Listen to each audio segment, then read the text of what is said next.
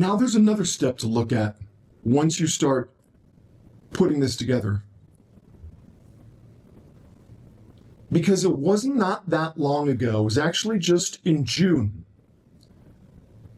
So about a month ago, 45 days ago, the Pentagon's Defense Intelligence Agency, the DIA, raised the counterintelligence threat level posed by Israel to its highest designation, which is critical.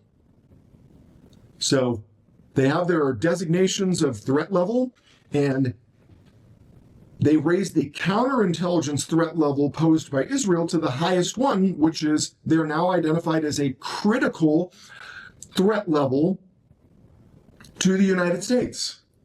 Okay, Israel,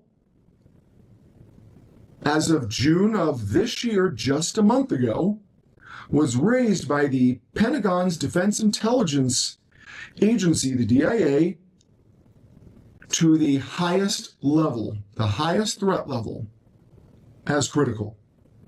So the reports of the assessment, which surfaced in early June of 2026, highlighted the following: that there was aggressive eavesdropping, that U.S. officials noted that Israeli surveillance efforts have targeted high-ranking figures, including presidential negotiator Steve Witkoff and top Pentagon policy official Elbridge Colby.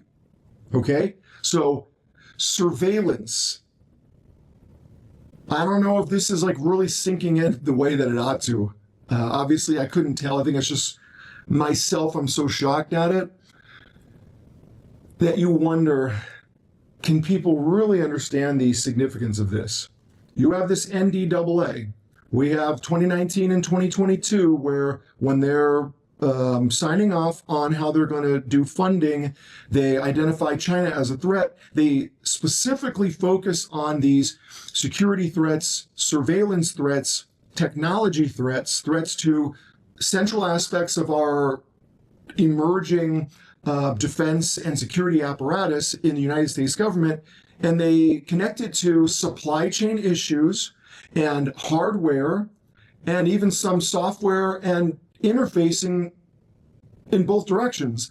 Us providing services to China, China providing services or products to the United States, and these bans are put in place because of vulnerabilities that it would create in security and surveillance that could be exploited and make it easier to carry out acts of spying and espionage.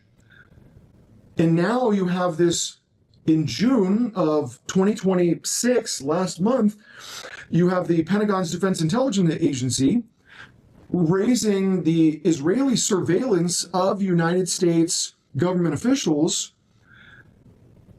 as a counterintelligence threat to the highest level, labeling them as a critical counterintelligence threat.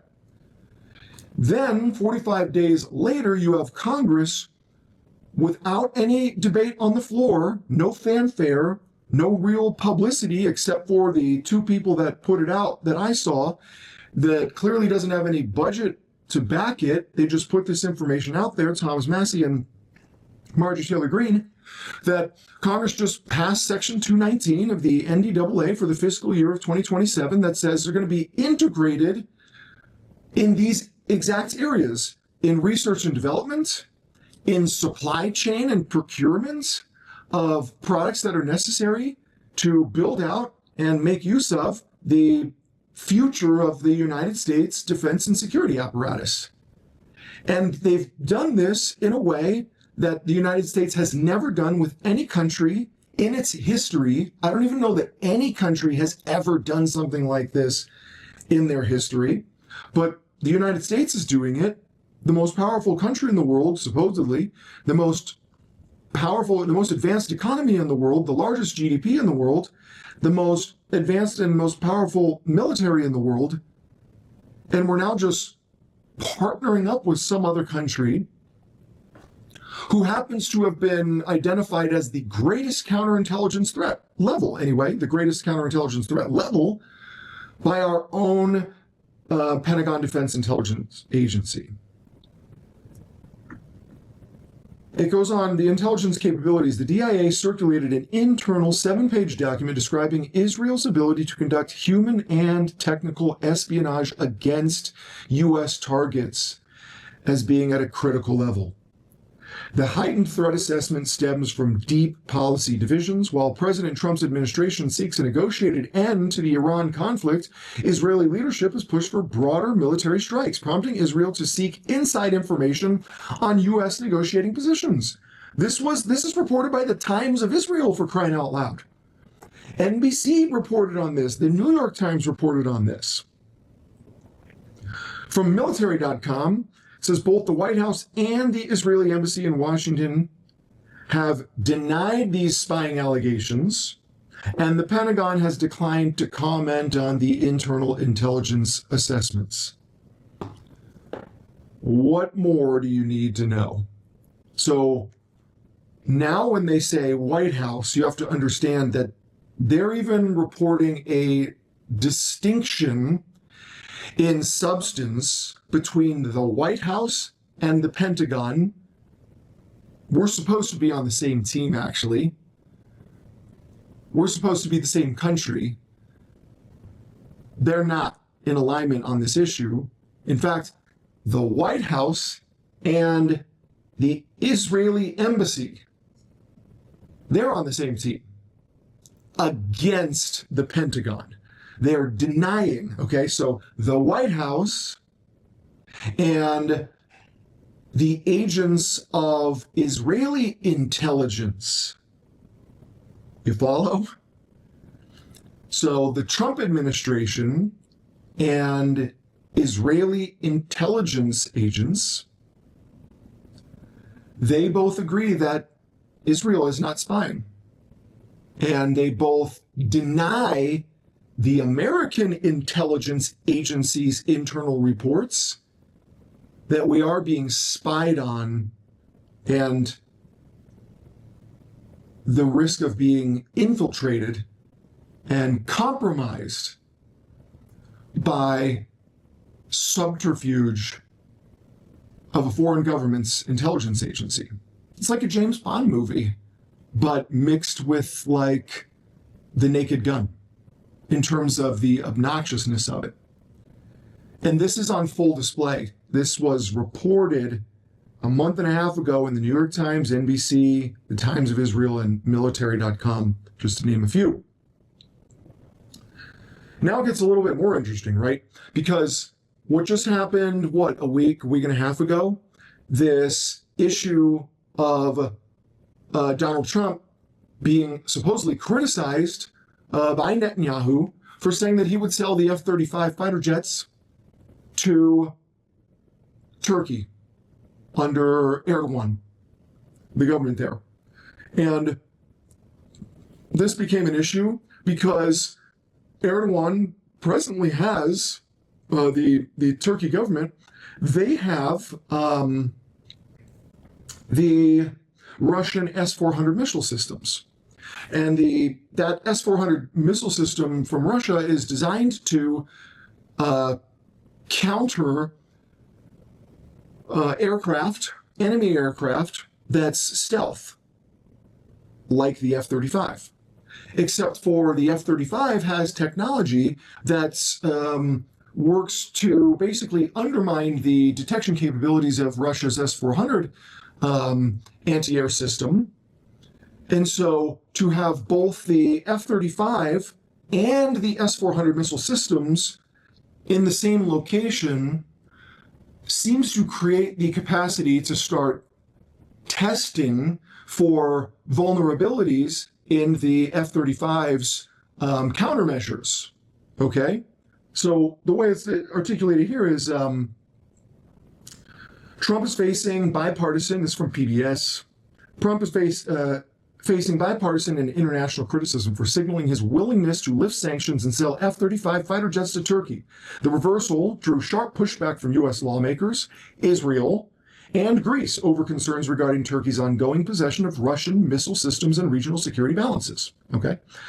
The proposed deal to provide the advanced stealth aircraft has sparked backlash on several fronts. From U.S. lawmakers apparently are fighting against this.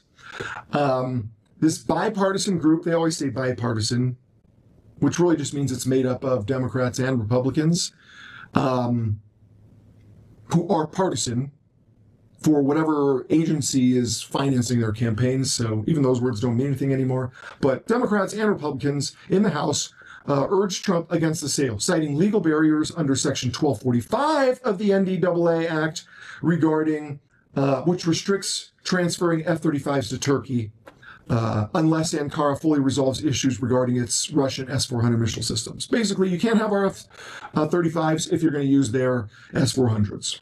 Okay. Israel opposes it. Right. So the Prime Minister, Benjamin Netanyahu, publicly criticized the potential sale on CNN, warning that supplying Turkey with America's most advanced fighter jets does not make the country a friendly ally. The public rebuke reportedly angered Trump. That's from CNN. And you can see how this really works. You see how left this idea that there's anti-Semitism in the Democrat and Republican Party is a joke. There really isn't that, because Israel and its state actors essentially have like glove-fitting access to both parties to do whatever it wants. That's why you get all these bipartisan initiatives that tend to favor Israel.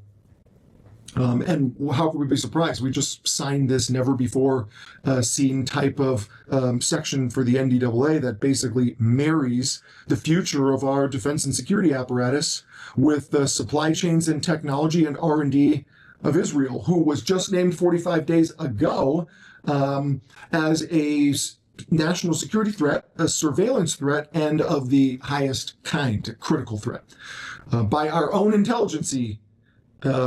by our own intelligence agencies, who were then opposed by our president with the support of Israel's intelligence agency. So if you're not really following, it's not simply a matter of your vote is not worth anything. You shouldn't even be voting. You shouldn't even be watching the news. It goes on, of course, and this makes sense. Nations like Greece and Cyprus are opposed to it because of their adverse disposition towards Turkey and Russia. So, apparently, in the first week of July, though, Trump just shrugged off these criticisms, which is interesting to me. It says President Trump said he had no concerns over selling F-35 fighter jets to Turkey on Tuesday. This was reported by The Hill. Trump made comments during this bilateral meeting with Turkish President Tayyip Erdogan in Ankara. When asked whether Turkey's S-400 missile defense system will be handed over to a third party as part of a deal involving the sale of the F-35s, Trump said, I have no concerns about anything. I mean, he's a leader of a country that he's made a much better country, a much more powerful country, Trump told reporters. So he's not worried about Erdogan because Erdogan's made Turkey a much better and much more powerful country. Okay.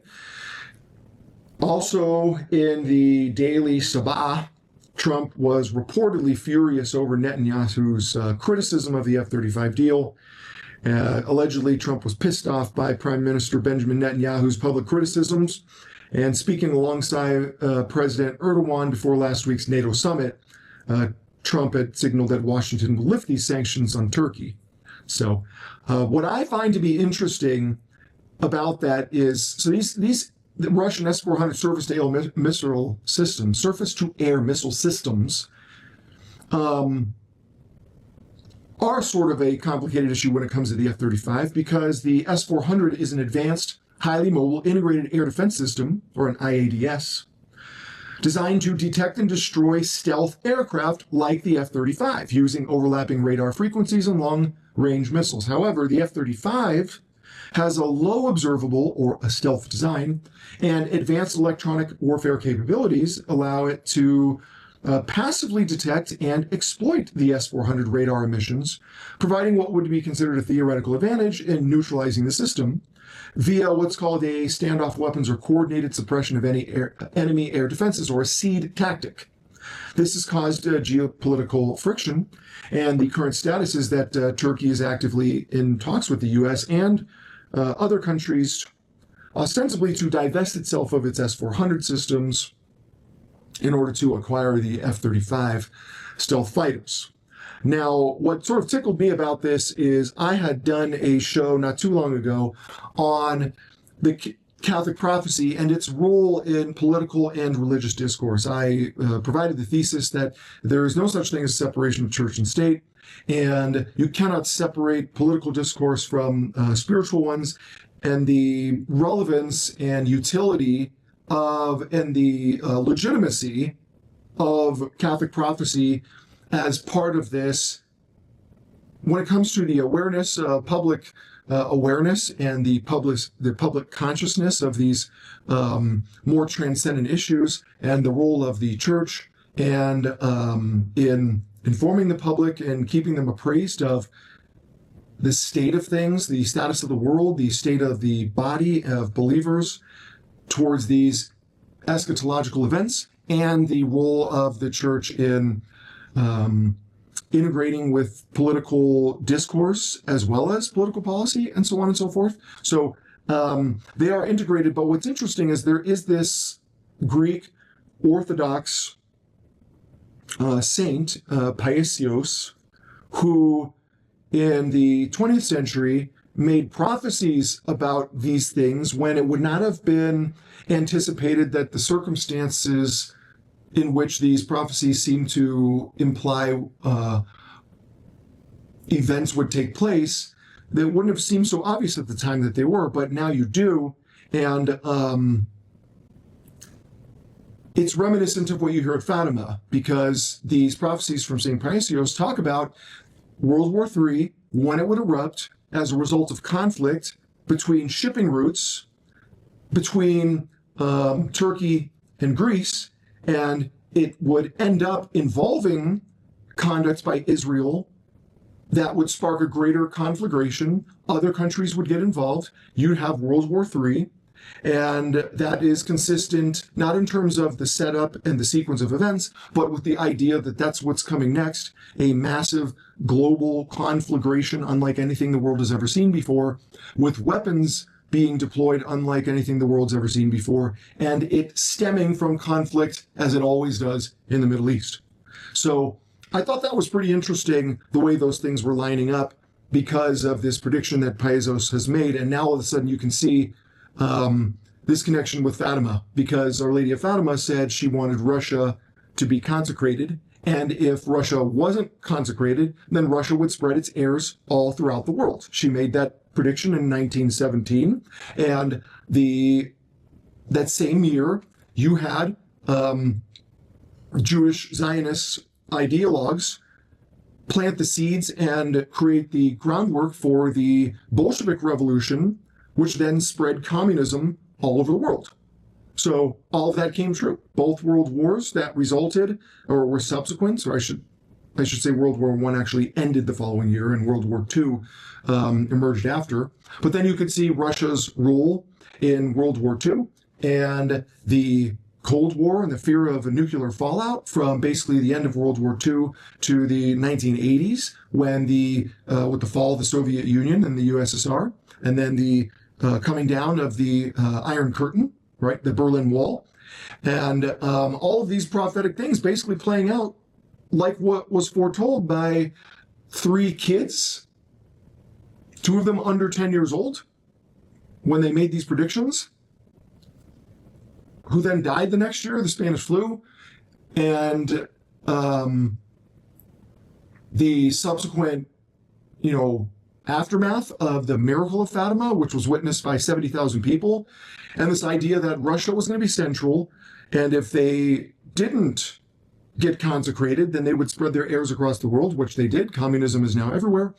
But further, that eventually Russia would convert. She, as in Russia, would glorify the Immaculate Heart of Mary, which was this prophecy in 1917, documented at the Vatican. Many books have been written about it, so this is not like speculative or like esoteric. It's very concrete. The communist newspaper actually reported on the miracle of Fatima and the 70,000 witnesses that were there and the supernatural phenomena that took place, not the least of which the water and rain soaked ground and clothing and everything that was just vaporized during this vision of the sun collapsing towards the earth, which was witnessed by all these people, even the journalist who wrote about it, who was not is actually an anti-Catholic, was a communist atheist writing for a communist atheistic publication, and he reported on this, who walked away on dry ground after marching in just mud-sloshed dirt in the COVID era in Fatima, Portugal. So I just thought that was really intriguing, the way all of those things came together, because now what you have is communism has spread. You have China, which is the most powerful communist government on the planet. You now have communist mayor of New York City, who's pretty unabashed about it, who happens to be a Muslim. And then you have these Muslim and Jewish conflicts emerging everywhere within specific countries and amongst, country to country. And then you have this sort of capitalist and communist fight going on. You have Russia supplying defense products to Turkey. You have the United States trying to sell offense products. You have this battle over whether or not they should do it. You have the opposition to these things from Israel because Russia's fighting Ukraine, which has a super Israel-friendly Jewish president, Zelensky. And then you also have the Greeks who don't want Russia armed with this because Russia is basically a threat to Greece. And you have Greece, which was basically infiltrated and overrun by the Islamic Turks in the 8th century. So that was the last formally acknowledged caliphate, okay? It's the center of the Sunni Muslim world. And you have Russia supporting Iran, which is the center of the Shiite Muslim world. So at the end of the day, like when it all boils down to, you are still dealing with the three major monotheistic religions of the world: Catholicism, Islam, and the Judaism. So I don't know how people could even deny this anymore. This idea, like the atheists, it's kind of like, where are you at? You might as well just like pick a side, pick a religion, because nobody believes in this concept that there's no God. Well, you watch God and the devil like move the world to these conflicts that basically just bring us right back to, or rather bring the biblical ages right to the modern times. You can't make it up. So that's a good place for me to wrap up, because all of that is coming to a head with these extremely curious and never before seen types of things, like the passage of this Section 219 for the NDAA and the marrying of the American security apparatus with a country who has been identified by our own intelligence agency as a critical threat to our defense and security, specifically because of surveillance and technology. Well, there's debate about these missile systems, and in Russia, where Israel is opposing the sale of the F-35s to Turkey because Turkey has the Russian S-400s. Russia supporting Iran, who Israel is fighting against. So Israel is opposing the United States sale of F-35s to Turkey when the United States gets along with Turkey. And the American intelligence agency says that Israeli surveillance is a threat to our national security. And Israel is saying, no, we're not. Trump is siding with Israeli intelligence on that issue, basically so that nobody's even talking about what our own intelligence community came up with. He couldn't make this up. And it's real. This stuff is in the public record. This is not like rape allegations where someone's denying it. No one's denying it. That's the actual state of things. And so that's my conclusion, which is you've had 10 years to prosecute the Tate brothers from London.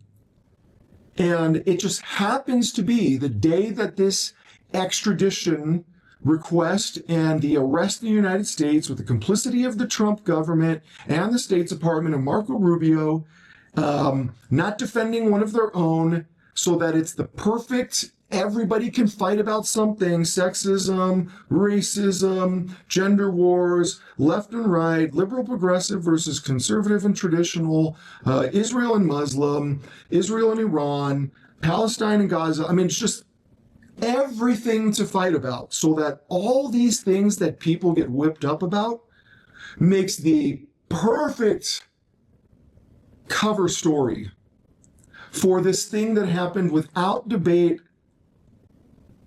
in the halls of Congress, where they just voted to marry the future of the American defense and security apparatus to a country identified as the greatest threat in those exact regards by our own intelligence community, when our president aligned himself with the embassy, the Israeli embassy in Washington, D.C.